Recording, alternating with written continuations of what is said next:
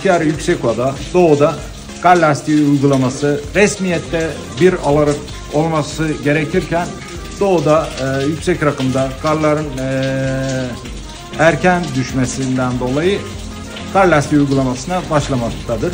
Havaların soğumasıyla birlikte kış lastiği uygulamasına başlamak bulunmaktayız. Yaz lastiği şu anda tabii vatandaşlarımız erken değil mi? Yani daha kar düşmemiş. Tabii bundan önce düştü. 2 hafta önce yani az da olsa bir kar düşüp eridi. Ama sonrasında soğukların başlamasıyla oluşan kaygan zemin. Yani bu yaz lastiğinde kavrama yapmaz. 8 derecenin altında kar lastiği öneriyoruz. Kavrama ve yol tutuş emniyeti açısından yaz lastiği olduğu takdirde bu kızaklamaya yani frende kızaklamaya yol açar. Bu da tabii emniyetsiz bir sürüş olur. Tabii Yüksekova'da kışın yoğun geçiyor yağışlardan dolayı.